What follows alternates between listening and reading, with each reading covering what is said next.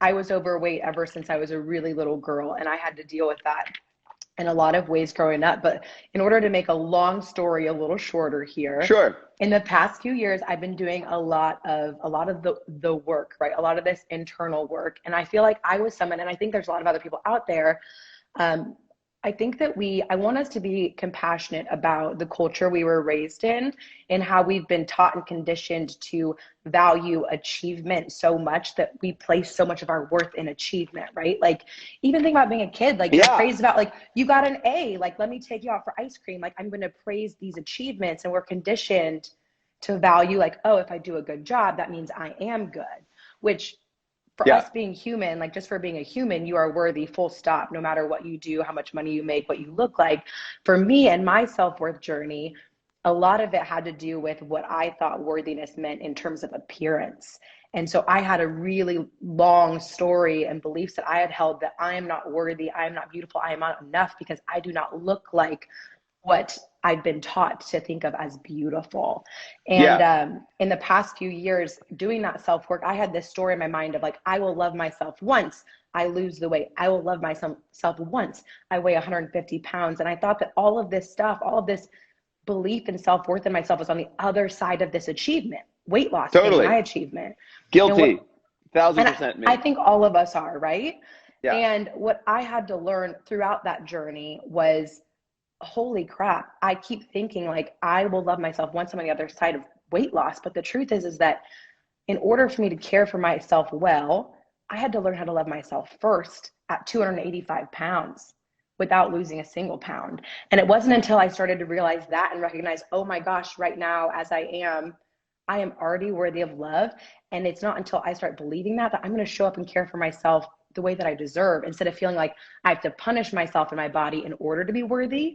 I had to realize, holy crap, Andy, I am worthy, and I can start treating myself like that now. And so fast forward, I lost over 125 pounds in a little bit over a year. But what is so much more important than that physical transformation, because it's easy to see a before and after picture and be like, oh my gosh, she's so happy now because she lost all the weight, right? Totally. Yeah, yeah. Because that's also kind of what we're taught to believe in diet culture. But I want everyone to know that, like, the biggest transformation for me, it wasn't a physical one. That's just what everyone sees. But that transformation had to happen inside of me, in order for me to care for myself in a way that I finally deserve, to care for myself like someone who recognized her self-worth, if that makes sense.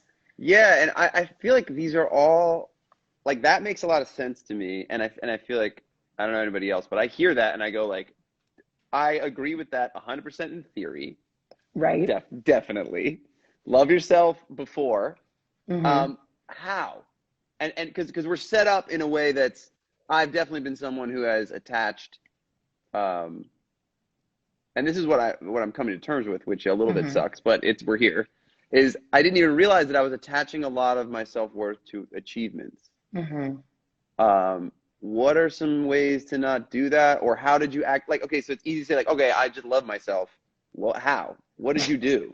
Right. Like, I would love to say, like, just look in the mirror and say you love yourself and everything's fixed and it's fine, right? Like, no, of course it doesn't work like that. I feel Yeah. like it's also like, I want you to think about your relationship with yourself like a relationship with any other person, right? They aren't built overnight. They aren't healed overnight. And for me, with my self-worth, I realized I had built so much distrust and shame around myself and my body that it was almost like having to rebuild a relationship with me.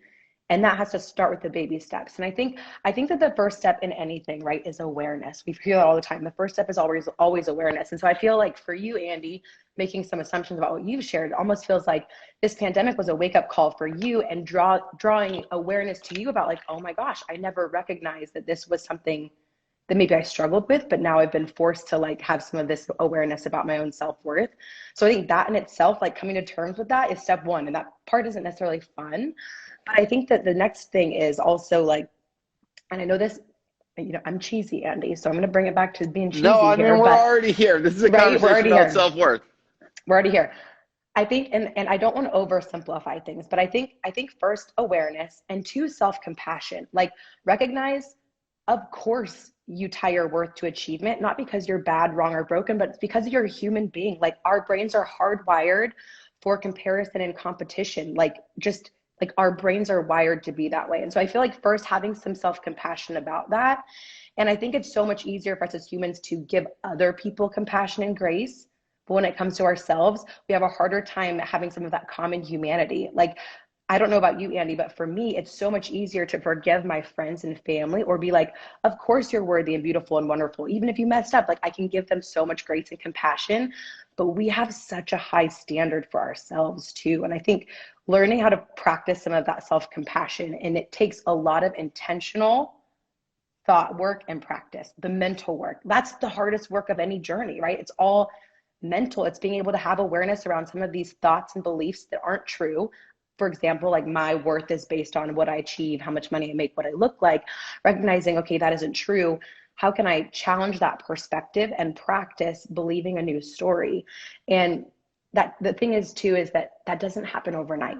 It doesn't happen overnight. And so I think focusing on the small wins is so crucial here. And we're a culture that celebrates achievement, yet we're so terrible at giving ourselves credit for the small things we do every single day. Does that Mm. make sense? Yeah, yeah, yeah. So like what were some like concrete things that shifted in your brain that you were able to love yourself Hmm. where you were, right? Okay. I think that's the idea Yes. that we're getting to is Yes. like, okay, there's this flawed idea that a lot of us have, and I think a Hmm. lot of us are dealing with in the pandemic right now, which is Hmm. I I'll speak for myself and maybe other people as well. I didn't realize how much of my self-worth was coming from what I did Hmm. and being seen for what I did. Hmm. So I'm going to like in a season where maybe that's not being shown back to me as much. Hmm. It's a little bit of a gift because you get to go like, oh, I don't think that's where it's supposed to be coming from to begin with. Right. So then for you, so it was 150 pounds. How did you that day, like when you start your thing, how do you Hmm. go like, no, no, I love myself today. I'm going to break this belief. Yeah. So the first thing is that I couldn't go from a place of like, because my internal self-talk when I started my health journey was awful. I would say terrible things to myself in the mirror in my head that I would never say to anybody else that I loved. And I Yeah. don't want to be I don't want to be one of those Instagram influencer coaches that perpetuates this toxic positivity of like, you just love yourself and it's fine. Like, no, it's like, that's not how this works, right? So I think it's important to recognize too that like, I had to go from looking in the mirror and thinking, I'm disgusting. No one can love me like this. Like that hurts. And that's wasn't true, but I felt that to be true.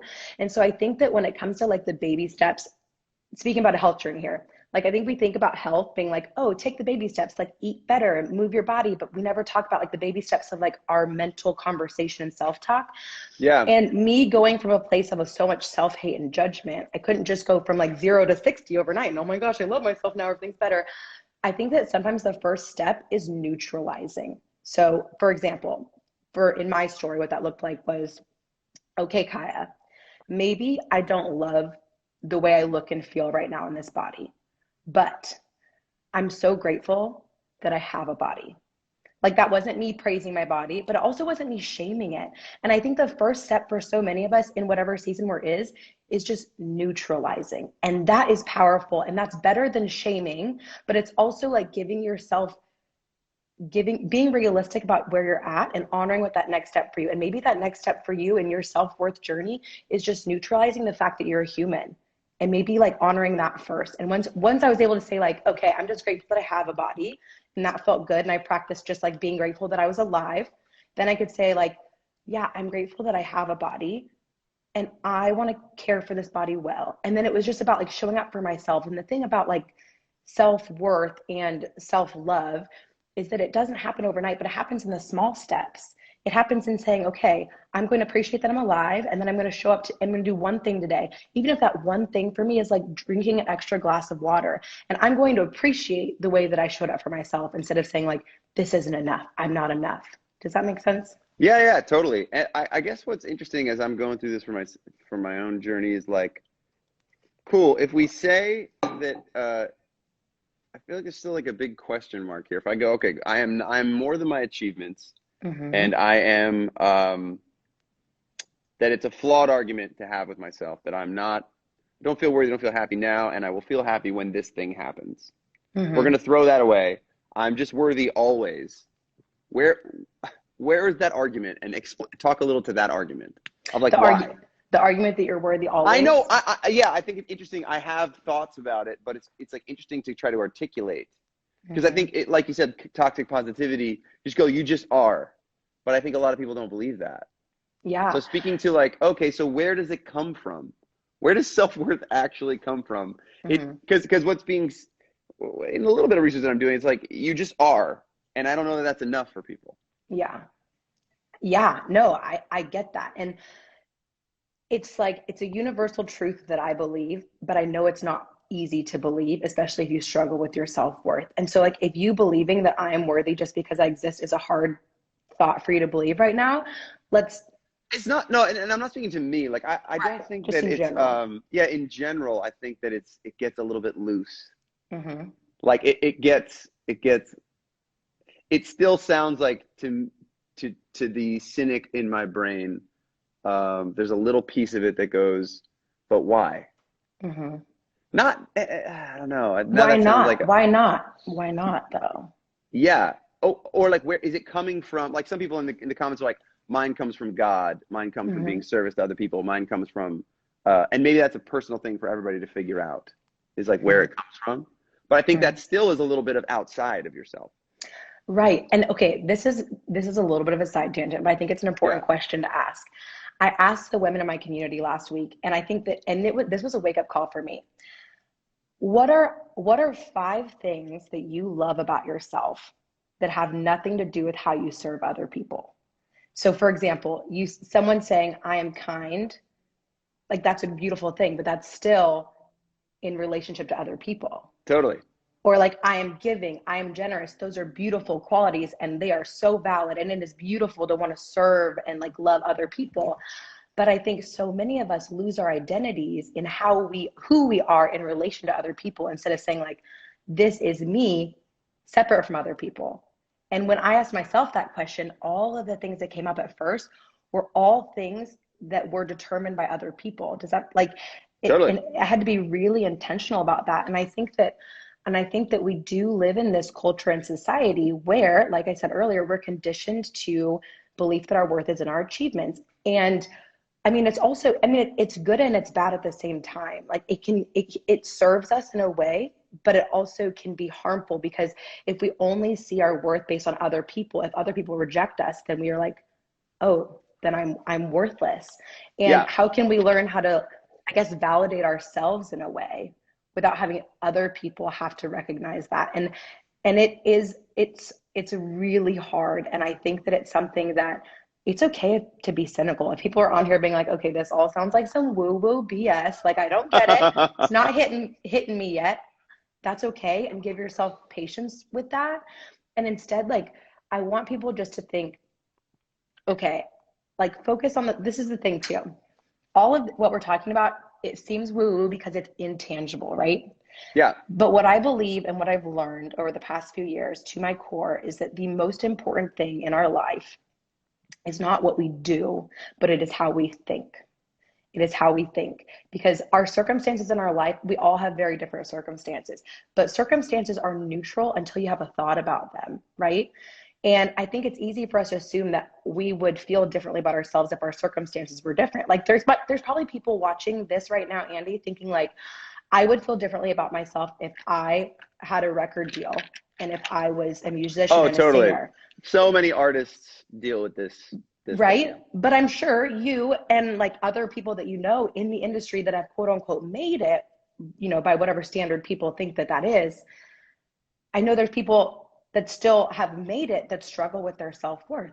And it's because the circumstance is neutral, but it depends on how you think about it. And your thoughts create your feelings and your emotions in your body, and your emotions in your body influence what actions you do or don't take. And that's what creates your results. And so I think we also live in this society of like, this is the result that I want. What is it that I need to do to get it? And the doing matters, but more importantly than the doing is like, how do I need to think about myself in order to create the emotions for me to show up in a way that I need to create the life that I want? Got it. And And so for you, the changing your thinking was did you like set a schedule? Did you like do that? And this is where affirmations come in, or like, Yeah. So the way that it started for me was this is like the big mindset shift for me because and I'm speaking about self-worth from the perspective of appearance because that was the one I really struggled with. I think everybody has some of that. I Yeah. think everybody does, totally. And it's human nature. So like be compassionate. If you have not liked your body, congratulations, you're human. Like there's nothing wrong with you. All of Yeah. us struggle.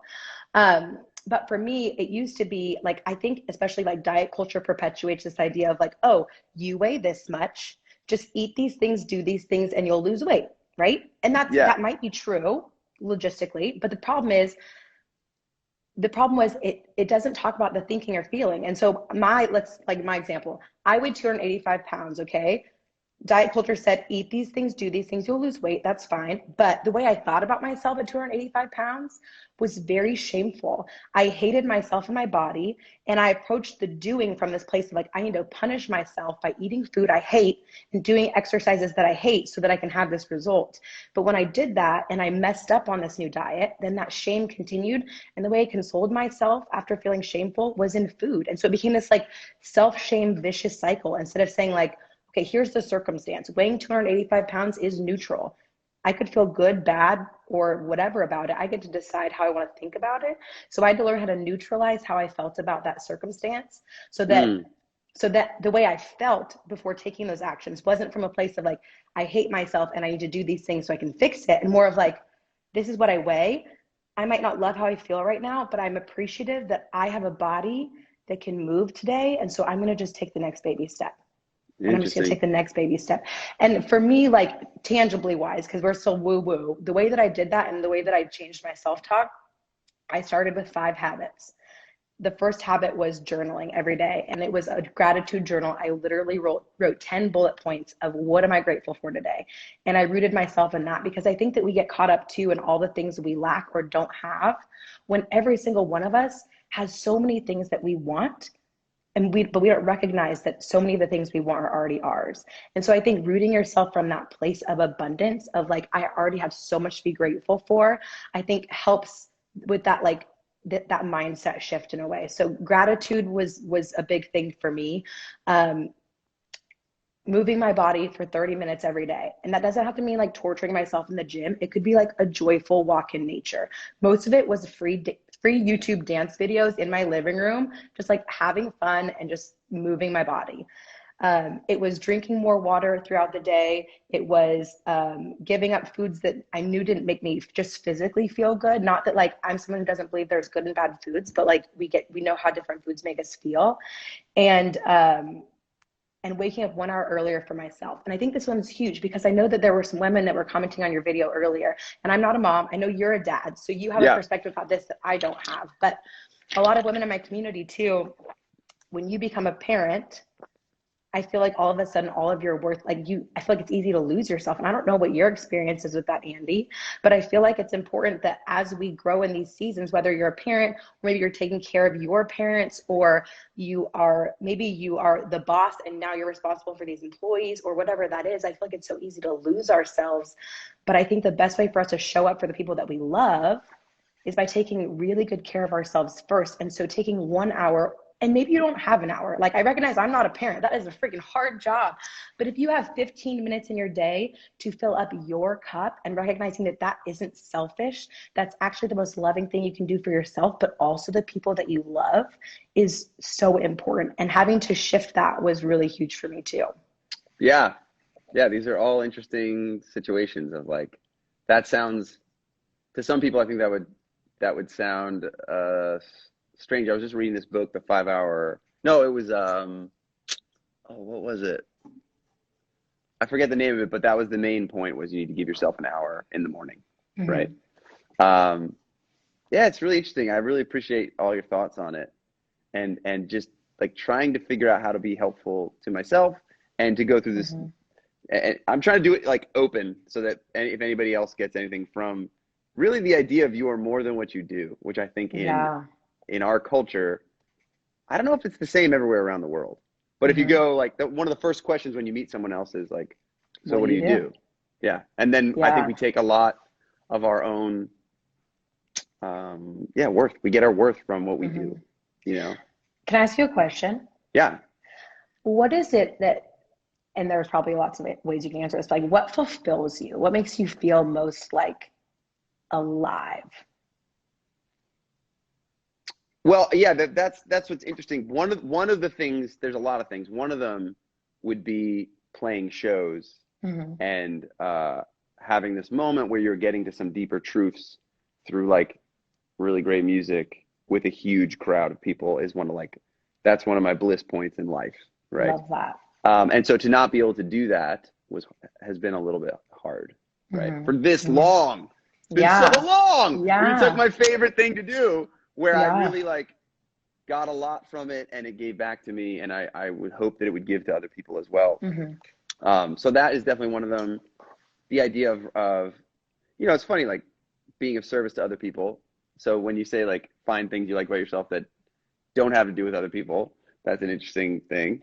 But Hmm. that really does make me feel something extra, when I Totally. get whether that's through art or just through showing up for someone or in any Hmm. different situation. Yeah.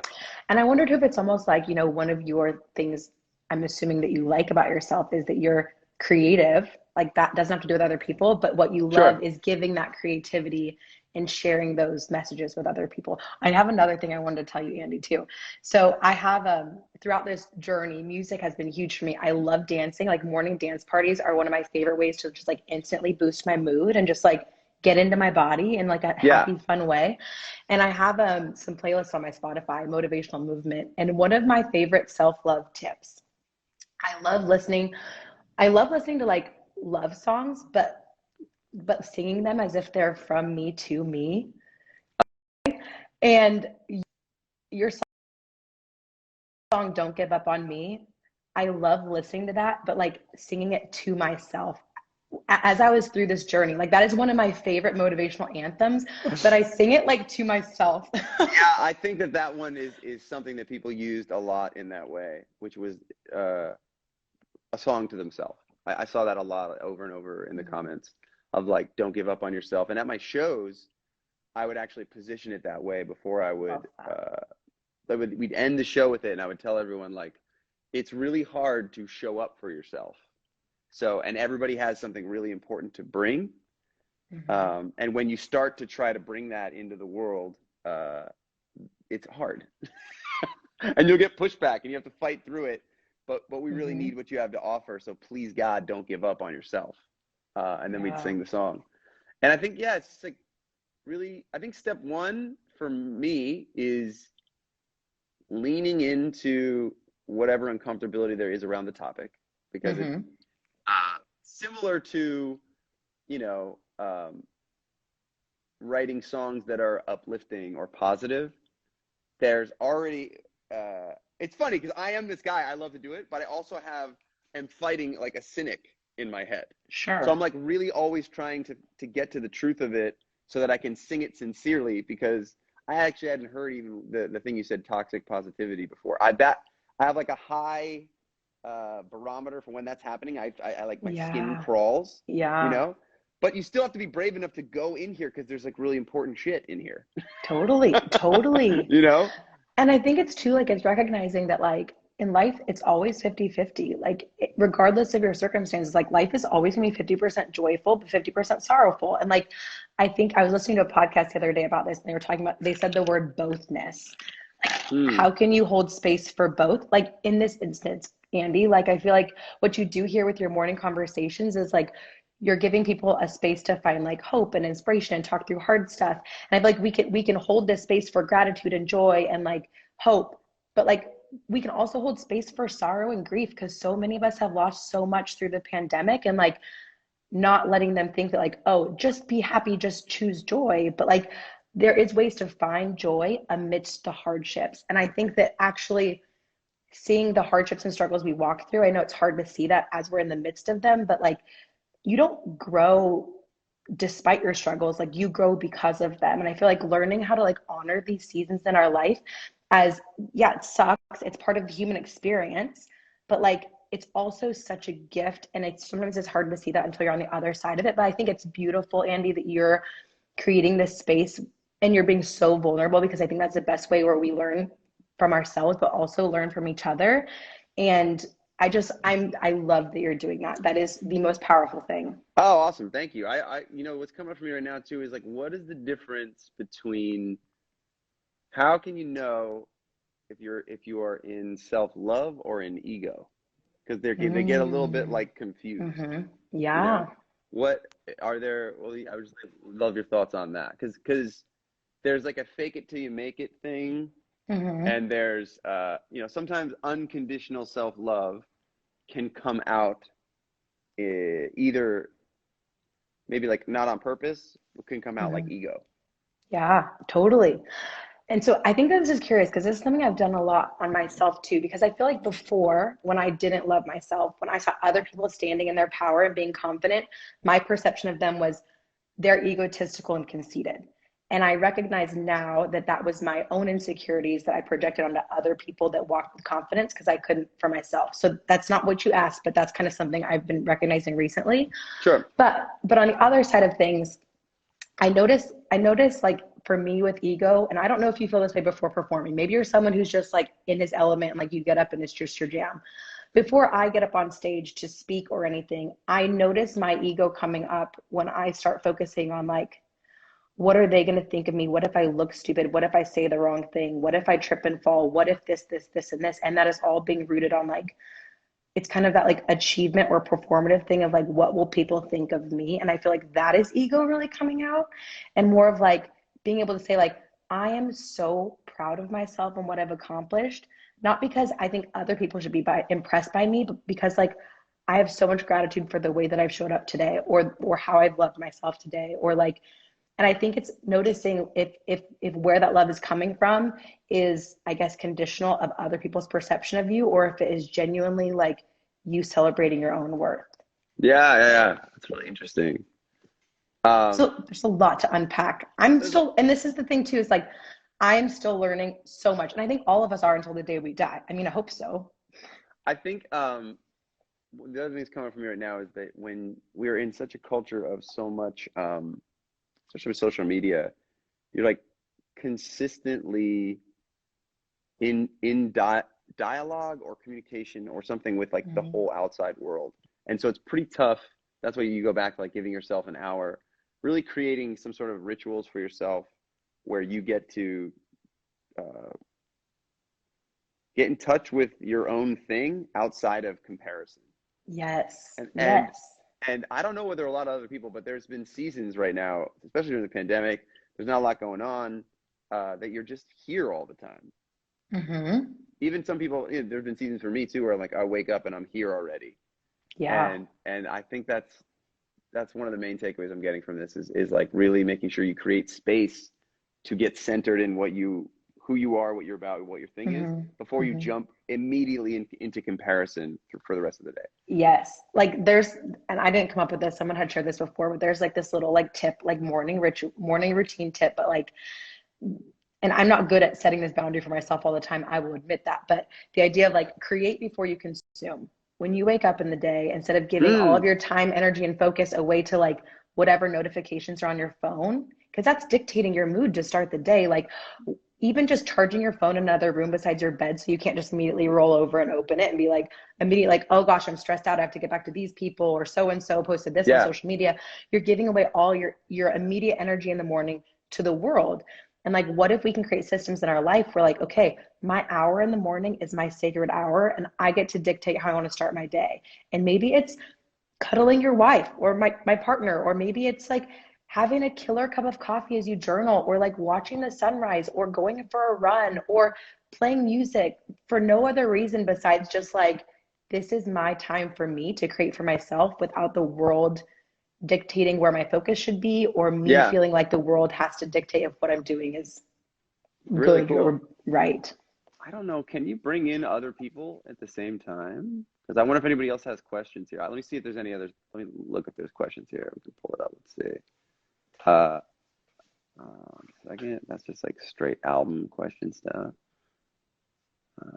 Couldn't respond. I want to check questions. All right. Maybe not. These are all. Well, what I might do, first of all, thank you so much. Create before you consume. Hell yeah. Just like let's go down the main takeaways for everybody if you just came on. We're talking about you're more than what you do, and where do you find your self-worth from?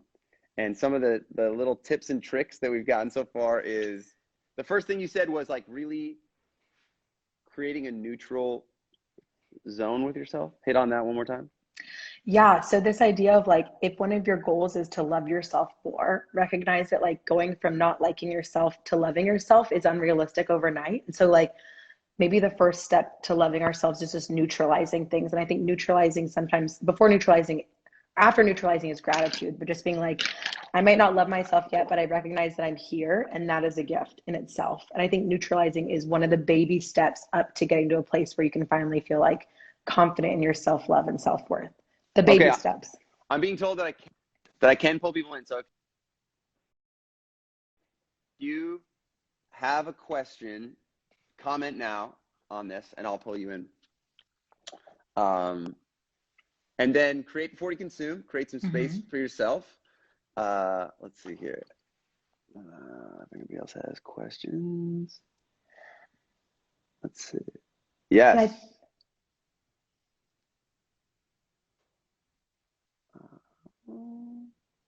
Wait, were you gonna say something? Sorry. I think the other thing that I want people to hear, like we talked about a little bit with toxic positivity, but like how can we honor the season that we're in and like give ourselves some self-compassion and humanity and recognize that like, yeah, I think there's also a way for you to love yourself without not liking yourself every day, but like recognizing that like, yeah, if you've been struggling with this, it doesn't mean there's anything wrong with you or that you're bad or broken. It means you're a human being that has real feelings and emotions. And like, how can we hold space for ourselves to honor that without feeling shame or guilt around feeling that way? Yeah. Okay, I'm gonna look for this. Someone has a question. Figuring it out.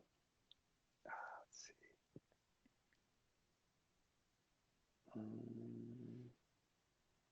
Sorry. All right, I'm gonna try here. Pulling in one more person, see if they have any.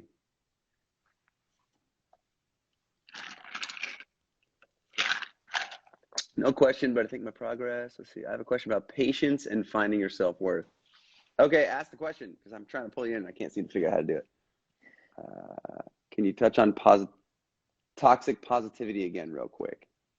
That's what someone's asking. Can you touch on that one more time? Yeah, What that yeah. is?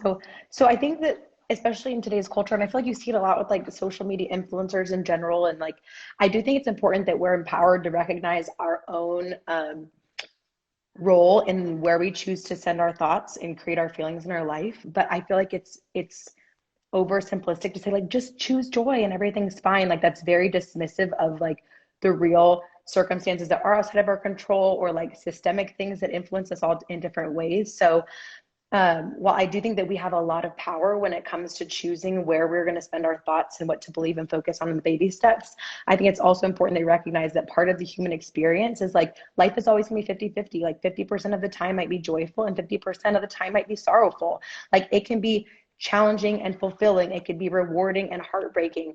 And that's okay. That's just part of being a human being. And so I think that it's important that we learn how to hold space for ourselves to feel all these feelings instead of saying like these are good feelings, these are negative feelings. It's like emotions all serve us, whether they're positive or negative.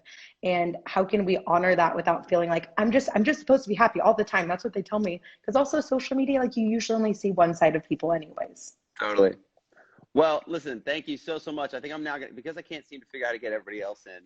I'm gonna let you go and let people come in, and I will try to do my best. But you have been incredible. Thank you so much for chatting with me this morning. I Thank you, appreciate it. Andy. This was so Yeah, wonderful. And thank you yeah, for what you do. You've brought a lot of joy to my life with your music, and I appreciate that. awesome, awesome. Thank you so much, my dear. Bye, We'll Andy. see you Have a later. great Bye bye. week. Okay, so we started off there. Let's see. Now I can just go straight with some questions as well for a little while here. We got. Just listen to a podcast about happiness is a verb, not a noun. It's an ongoing process. Totally. I would agree with that. Me, please. Okay, you got a question? Let's do it. Go live.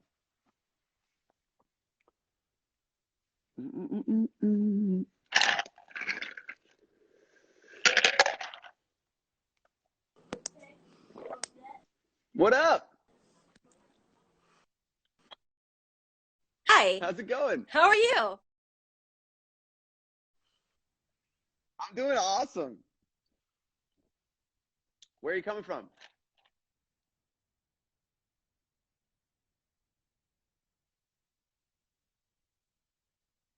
Oh, shoot.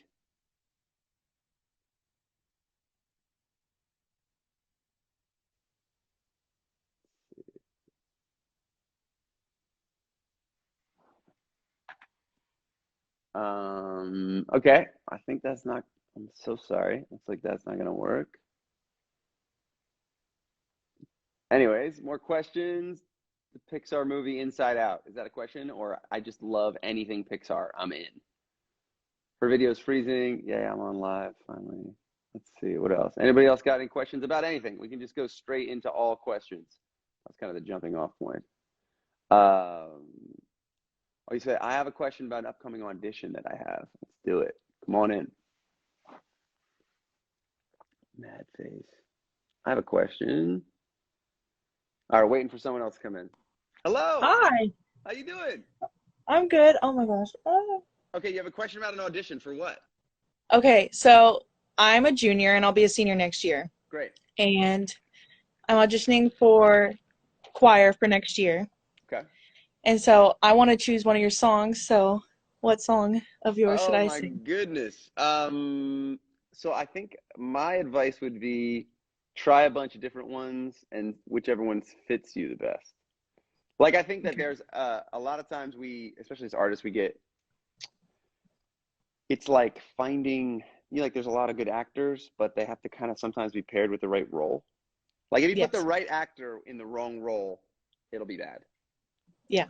So I would pick like four and try them all differently, and find where your voice sits correct, and what makes you shine the most. But don't be discouraged and know that you might have to go through a bunch of songs to find Yeah. the one that fits you best, as opposed to thinking which artists do, because it's so vulnerable, especially with your voice. It's like who you are. When you start to sing something and it sounds bad, you're like, you know what? I should have never tried. I'm sorry. Forget it all. Forget everything. I Yeah. would just say like keep like genuinely believe that you're good and that you'll find that it might take a little bit of work to find the best way for you to shine, but don't give up too early. That's what I'd say. Okay. All right. Thank you. I love you. I've been listening to you like for a very long time. So I'm 16. I've been listening to you since I was like in sixth grade. Oh, so And I'm sweet. I'm just like in awe of you. I love you. Oh my God, I I love you have more. I have another question, just like Okay. really quickly, it's like fun. Okay, so what was your favorite music video to film and why? Whew. There's been a lot of really cool ones. I think that the one that immediately comes up is the Fresh Eyes video where we shot it at the LA rescue mission in downtown Los Angeles, and we took the music video budget and gave makeovers to people who were suffering from homelessness. And it was Yeah, I just love such that. like an unbelievable day, and that was genuinely really fun. And I got to just spend a lot of time with them and develop some relationships that I still get to keep in contact with, and the best. Anyway, I good love luck. that. Good luck on the audition. Thank You're gonna you. crush it. Don't give up early. Thank Okay. you. All right. Love you. Bye bye. Okay. Anybody else? First concert was yours. Thank you so much. You have a question about producers. Let's get into it.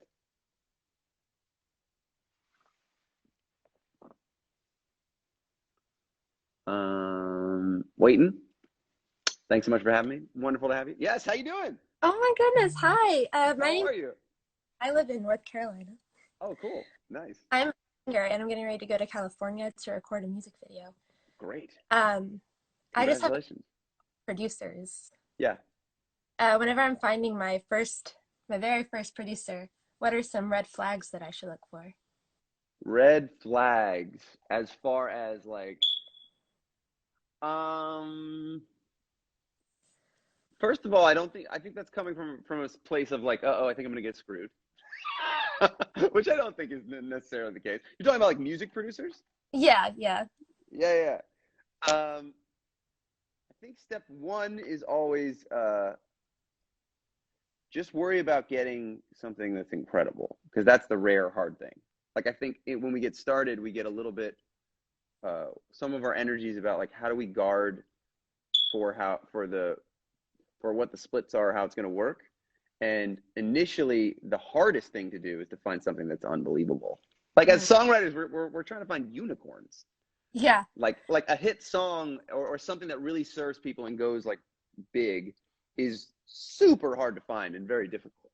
So I think your first thought is, who can I would just try a ton of them. Like use every ounce of your being to get in the room with, if you're not the one doing the producing, to get into different rooms and like really get a wide array of experiences with different people to see what it is that you're lacking, right? Like a lot of good self-awareness it comes from going, I'm really good at these things. You know, I don't know what your specialty is. For me, I'm really good at my point of view sometimes is a little bit is unique. I think that my melody writing and my lyrics are pretty good. As far as like producing or straight up like virtuoso piano player or guitar player, I have room to grow. So when it comes to producers, it's like, what am I missing and how do I get someone who's incredible at those things? Yeah. Yeah. My lyrics and like my melodies and everything, they're masterpieces. But after that, everything else is just like, okay, I need some help. A little bit of my cake would be nice. A little bit of what? A little bit of sprinkles on the cake. Sprinkles, totally. So I would say keep the way that I found what I was best at and what I was really lacking was by just being with so many different producers. I would write in the early stages, really write with a ton of different people and a bunch of different producers and see which ones you click with. You know, that'd be my advice. And red flags, I think, are more just like human than producers. Like if you meet someone who sucks, you're like, oh, you're not someone that I want to be around. Mm-hmm. Yeah. Well, yeah, that would be my advice. Lovely to meet you. It's lovely to meet you too. Later, dear. Bye. Okay. Got some good. Figuring out how to hang up. No problem. Let's see.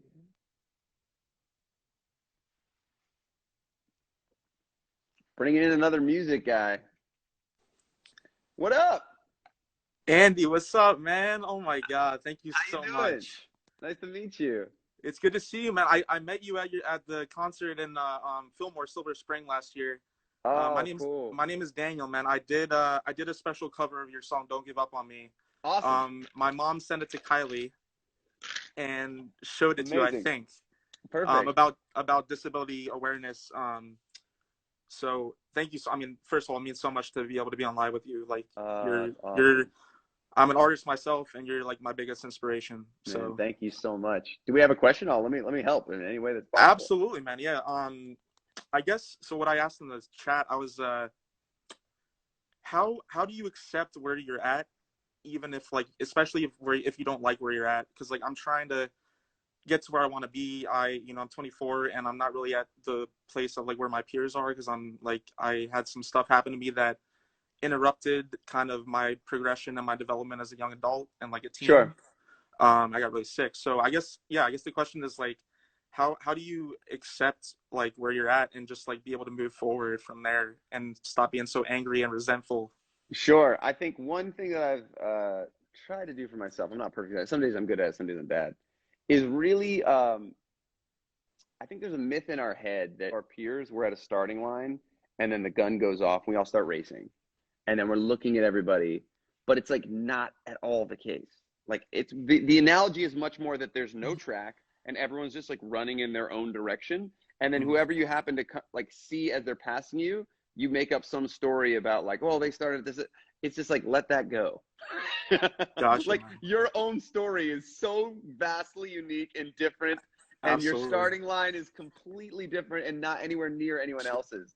Absolutely. So number one is anytime that you're comparing yourself. Yeah. Anytime you're comparing That's really yourself, great advice, man. Hopefully there's like a trip wire in your head that goes like, oh, the act of comparing myself to someone else is not going to help me in this moment. Let me just, because it's not true. Just like let it go. Yeah.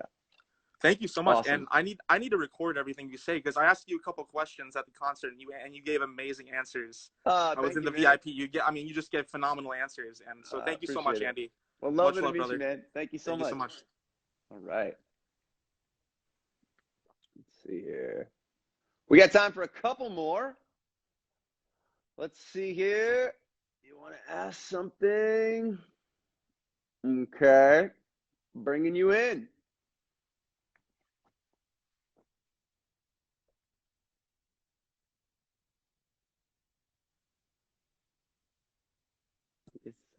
Hello. Hello. How are you Good doing? evening. Good. Where are you How from? are you?